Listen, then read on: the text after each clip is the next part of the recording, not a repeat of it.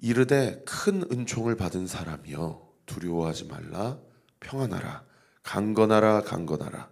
그가 이같이 내게 말하매 내가 곧 힘이 나서 이르되 내 주께서 나를 강건하게 하셨사오니 말씀하옵소서.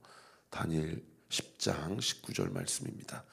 우리 이 말씀 이번 한 주 암송하면서 완전히 낙담 가운데 있는 다니엘에게 하나님께서 두려워하지 말라. 여러분 기억하세요?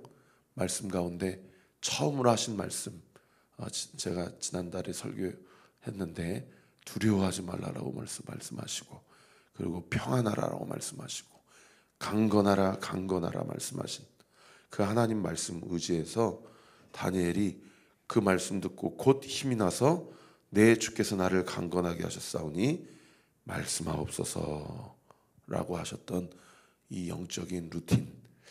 여러분 이번 한 주도 우리가 말씀을 묵상하고 암송할 때에 우리 사랑하는 성도들에게 말씀을 통하여 기도를 통하여 우리 주님께서 힘을 공급해 주실 것을 믿습니다.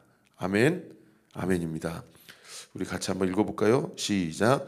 이르되 큰 은총을 받은 사람이여 두려워하지 말라 평안하라 강건하라 강건하라. 그가 이같이 내게 말하매 내가 곧 힘이 나서 이르되 내 주께서 나를 강건하게 하셨사오니 말씀하옵소서. 다니엘 10장 19절 말씀. 아멘. 자, 어제 저는 주일 설교를 4장 4절까지 했습니다. 어제 4장 4절을 통하여 두 가지를 우리가 함께 나눴는데, 첫 번째는 무엇이었습니까? 이 고백이 중요하다. 하나님 잘못했습니다. 용서하옵소서. 그래서 하나님의 심판은 죄를 지었기 때문에 심판받는 것이 아니고, 죄를 지었지만 나는 무죄하다, 나는 잘못한 게 없다 라고 이야기하기 때문에 하나님의 심판이 임한다는 거죠. 그래서 우리가 참 컨페션, 이 고백이 상당히 중요하고요, 하나님 앞에 진실한 고백을 드려야 됩니다. 여러분 우리가 기도가 힘든 게 진실한 고백을 잃어버렸기 때문이에요. 내가 하나님이 내 코앞에 계시다고 생각하고 진실하게 고백하기로 마음을 결단을 하면, 여러분 친한 친구하고 3시간 이야기하는 것도 그렇게 빨리 가더라고요. 사랑하는 성도님 한 번 신방하면요 2-3시간 금방 훌쩍 가더라고요.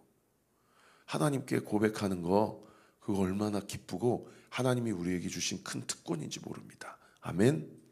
그래서 오늘 이 아침에도 이 현장에서 또 온라인으로 예배 드리시는 성도님들, 여러분 그 자리 가운데 하나님이 계십니다. 아멘. 무소부재하신 하나님, 하나님은 없는 곳이 없으신 하나님이세요. 그곳에서 하나님께 하고 싶은 이야기를 다 토설하세요. 이야기하되 진정성으로 하나님 앞에 고백하고, 억울한 일 있으면 하나님께 얘기하세요. 괜히 마음에 상처받고 억울한 일 사람한테 이야기하면 여러분 그거 뒷담합니다. 그리고 시험 들어요. 교회가 자꾸 은혜 받고 하나님이 나에게 주신 은혜와 마음과 그런 감동을 나눠야지, 저 사람 때문에 어려워요, 저 사람 우리 교회 없었으면 좋겠어요, 저 사람 직장에서 잘리게 해주세요, 이러면 자꾸 마음에 은혜가 푸석푸석해지고 마음이 건조해져요.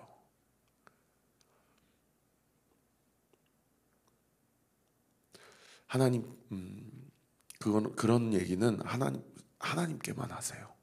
하나님께만 하세요. 사람한테는 얘기하지 마세요. 그리고 정 힘들거나 등대지기와 한번 얘기해 보세요.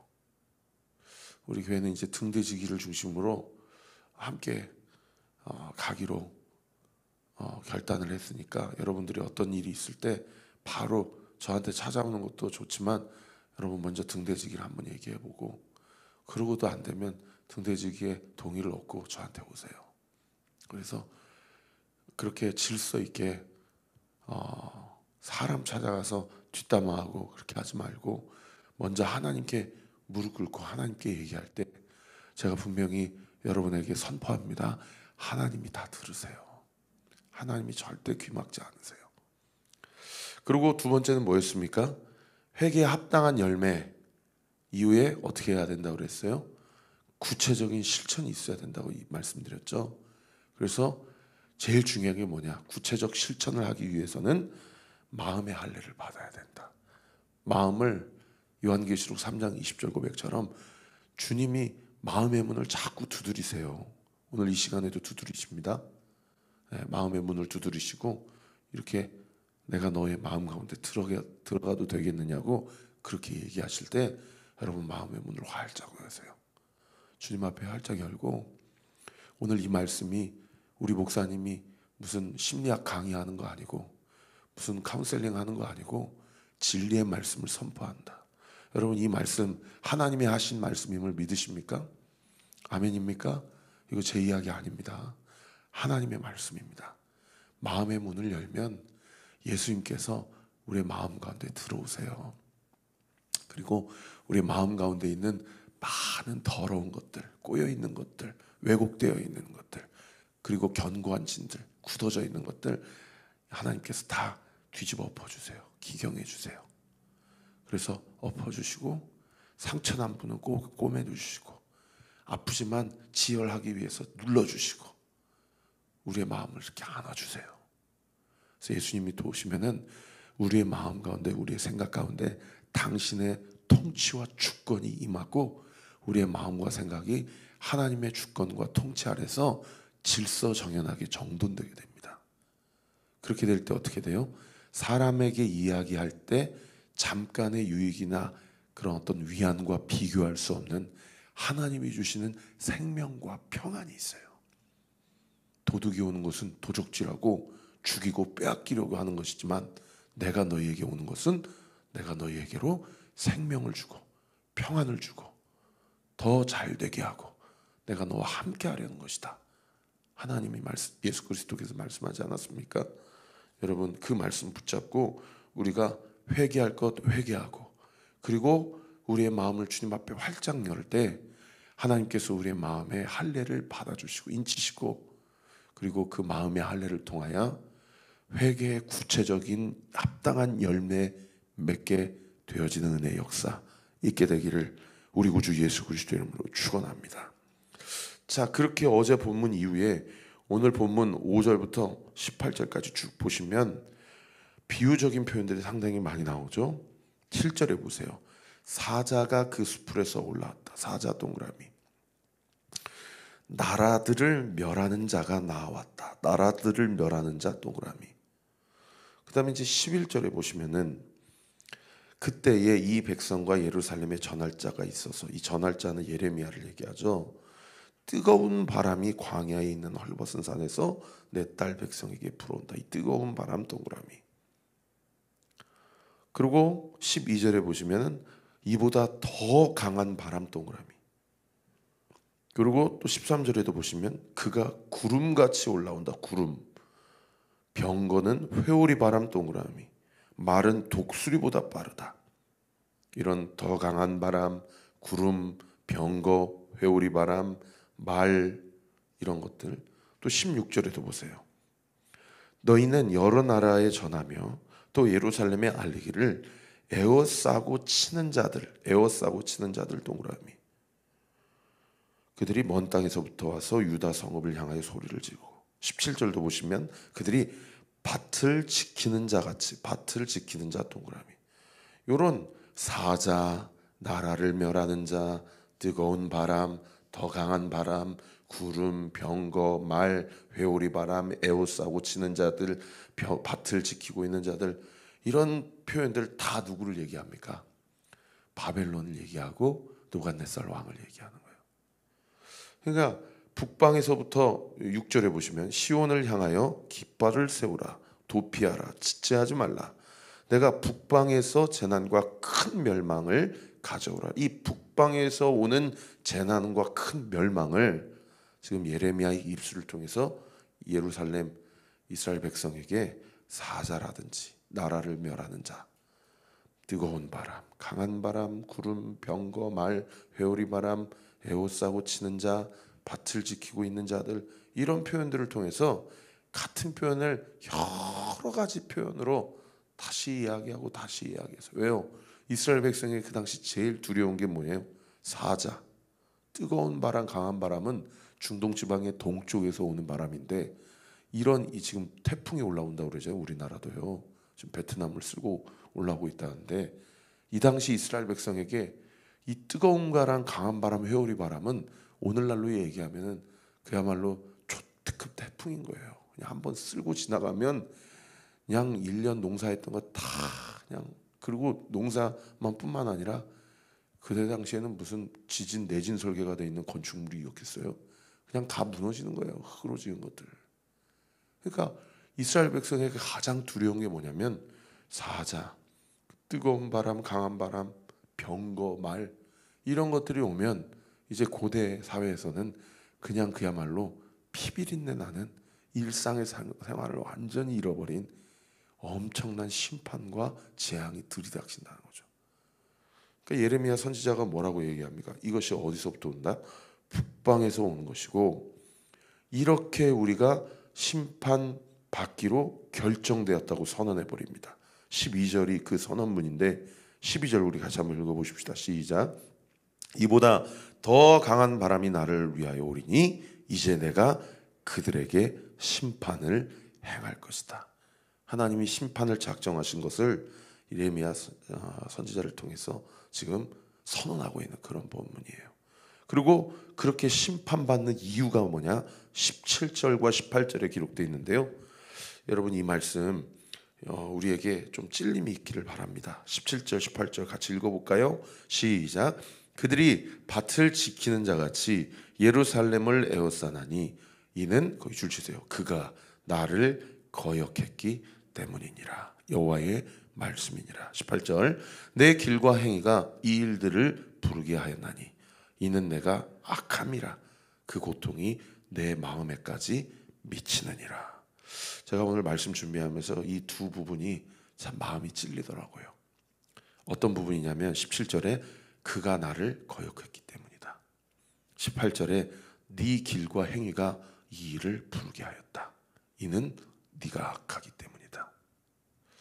여러분, 이게 하나님이 우리를 정죄하시기 위해서 하시는 말씀이 아니고요, 우리를 돌아보라고 하시는 말씀이에요. 우리 안에 하나님 보시기에 지금 하나님을 거역하고 있는 부분이 있지는 않은가. 지금 내 길과 행위 가운데 이 일들로 인해서 하나님이 심판을 작정하신 내 안에 악함이 있지는 않은가. 여러분, 오늘 큐티 말씀을 묵상하면서 한번 옆에 여러분의 마음 가운데 예수님에 대해서 여러분의 마음을 활짝 열고 주님 들어와 주세요 하고 예수님의 주권과 통치가 우리의 삶 가운데 온전히 임하게 될 때 여러분, 우리가 꺾어져야 돼요. 할렐루야. 꺾어져야 되고 우리가 우리의 고집과 아집을 내려놔야 돼요. 여기 67페이지에 간증문 한번 읽어보세요. 이주혁 이 형제가 올린 간증문인데, 저는 사실 어느 한 분이 교회 와가지고 저분 때문에 너무 힘들었는데, 목사님 제가 이 마음을 어떻게 해야 될까요? 그러면은 그러면 기도하고 가만히 있어라. 내가 이분을 만나볼게 라고 해서 이렇게 만나가지고 전할 때 이분이 사실은 너무 열이 받아가지고 이 친구하고 관계가 더 안 좋은 경우가 사실은 더 많았거든요. 제가 목회하면서. 그래서 항상 목회자로서 이런 얘기를 들을 때 그냥 들어주고 기도하고 끝내야 되는가, 아니면 내가 적극적으로 개입해서 이 관계를 풀어줘야 되는가. 근데 이 이주혁 성도님의 담당 목사님은 참 감사한 게, 어떻게 얘기를 했는지 모르겠지만 그걸 전달하는데 이분이 자신의 죄를 인정하고 이분한테 용서를 구하니까 세상에 어떤 효과가 일어나냐면 이분이 자기의 죄를 보게 되는 효과가 일어나는 거예요. 제가 한번 읽어드릴게요. 저는 어렸을 때부터 제가 세운 기준을 옳다고 여기며 살아왔는데 그래서 다른 사람이 내 기준에 맞지 않는 행동을 하면 틀렸다고 정죄했습니다. 이런 착각 속에 살다 보니 의도치 않게 다른 사람들에게 많은 상처를 주었고, 그러다 한 사건을 겪으며 내 생각이 틀릴 수도 있고 정죄하는 것이 오히려 내 앞을 막는다는 것을 깨닫게 되었다.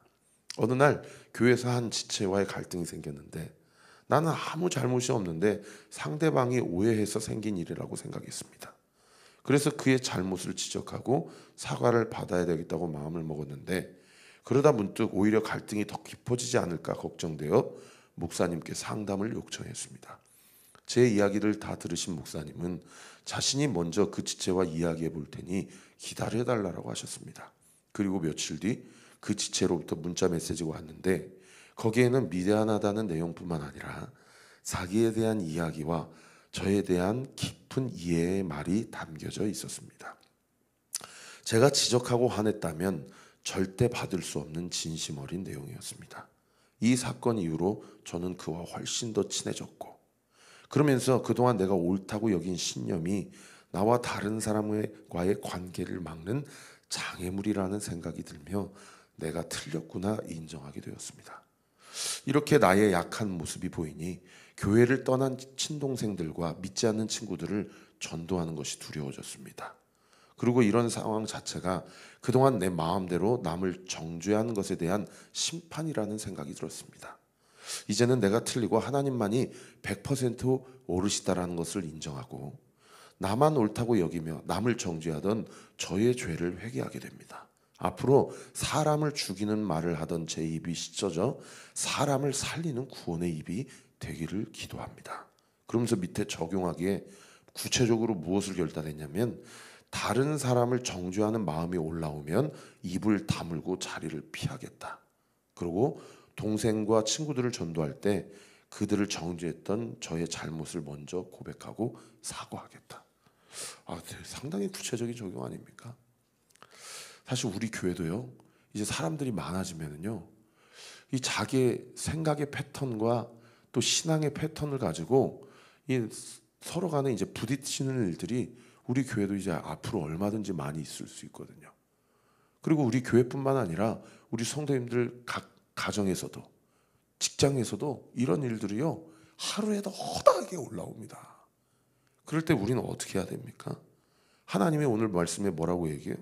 네가 나를 거역했기 때문이다. 네 길과 행위가 이것들을 부르게 했나니 이는 네가 악하기 때문이다. 여러분, 이 말씀이 누군가에게 들어야 될 말씀이 아니라 이 말씀을 먼저 우리가 우리 스스로에게 적용하십시다. 그래서 내가 하나님을 거역하고 내가 옳다라고 생각한 부분은 무엇인지를 옆에 한번 써보세요. 그리고 이 부분에 있어서 마음의 할례를 받기를 원하시는 하나님 앞에 하나님, 내가 꺾어져야 될 부분이 있다면 꺾어지게 해주시고 품어야 될 부분이 있다면 품어지게 해주세요. 그리고 이거는 100번 생각해도 이 사람의 문제인데 이 문제에 대한 심판을 내가 하지 않게 하시고 하나님께 올려드립니다. 하나님만이 심판주가 되시기 때문입니다. 라고 고백하게 될 때에 하나님의 은혜와 사랑이 우리의 삶 가운데 온전히 임하는 놀라운 은혜의 역사, 그리고 꼬여있는 관계가 풀어지는 은혜의 역사 있게 될 줄 믿습니다. 오늘 보면 13절에 또 제 눈에 확 들어왔는데요. 13절에 내가 하나님 앞에 죄인임을 인정하지 못하게 될 때 13절 보세요. 보라, 그가 구름같이 올라오나니 그의 병거는 회오리 바람 같고 그의 말들은 독수리보다 빠르도다. 거기 줄 치세요. 우리에게 화 있도다. 우리는 멸망하도다. 여러분, 예수님을 떠나고 말씀을 떠나는 인생의 결과입니다. 화 있도다. 우리는 망했다. 그런데 말씀을 정리하면서 오늘 말씀에서 가장 중요한 말씀이요 14절입니다. 14절은 별세개 당구장 표시 치시고 암송하실 수 있으면 좀 암송하세요. 우리 14절 말씀 같이 읽겠습니다. 시작. 예루살렘아, 내 마음의 악을 씻어버리라. 그리하면 구원을 얻으리라. 네 악한 생각이 내 속에 얼마나 오래 머물겠느냐. 여러분, 하나님이 우리를 어떤 부분에 있어서 지적하시고 찌르실 때는 여러분 이 말씀을 꼭 붙잡아 주시고 믿어주세요. 하나님이 우리를 사랑하시기 때문입니다. 하나님이 나를 살리시기 위하기 때문이에요. 하나님은 정죄하시는 하나님이 아니세요. 하나님은 살리시는 영이에요. 할렐루야. 원수는 정죄하고 우리를 짓밟고 진멸하지만 그러나 하나님께서는, 예수님은요, 살리시고 구원하시고 일으키시는 분이에요. 힘을 내라.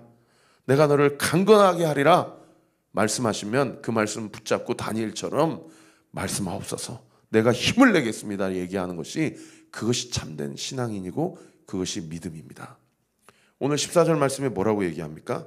네 마음의 악을 씻어버리라. 그리하면 구원을 얻으리라. 할렐루야. 이 시간 선포합니다. 예수 그리스도의 십자가의 보혈이 우리의 마음의 악한 생각들, 우리의 모든 행위들을 다 우리의 죄값을 치르시고 우리를 깨끗게 하셨음을 믿으시기를 우리 구주 예수 그리스도의 이름으로 축원합니다.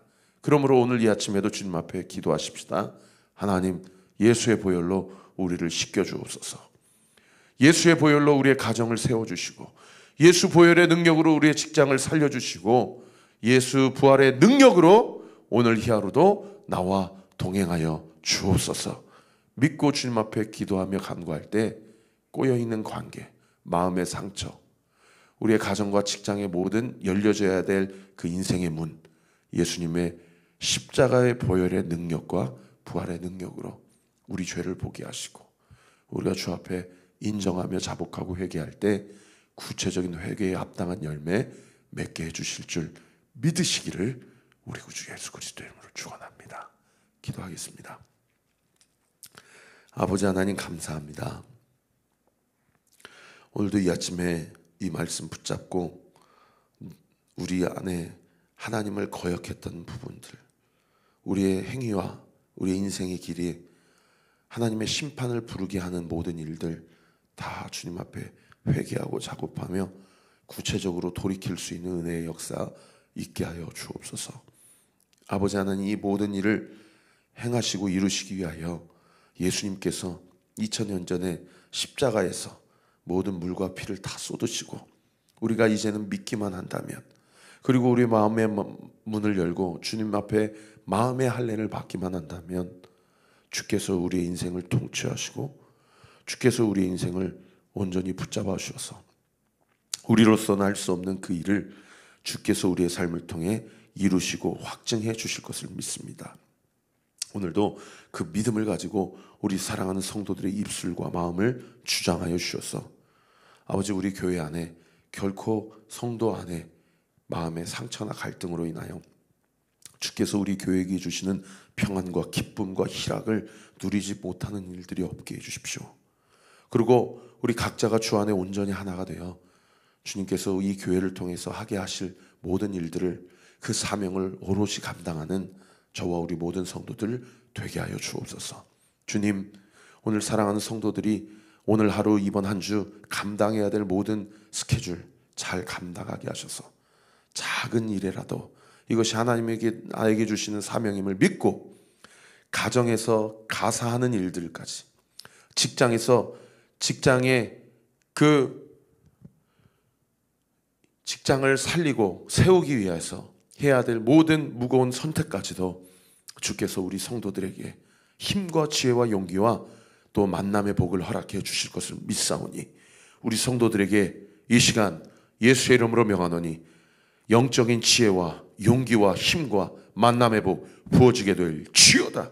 영적인 분별력과 영적인 지력과 또 하나님 은혜의 섭리와 경륜이 우리 사랑하는 성도들의 머리끝부터 발끝까지, 우리 사랑하는 성도들의 모든 가정과 생업과 일터 위에 부어지게 될 지어다. 부어질 지어다. 부어지게 될 지어다.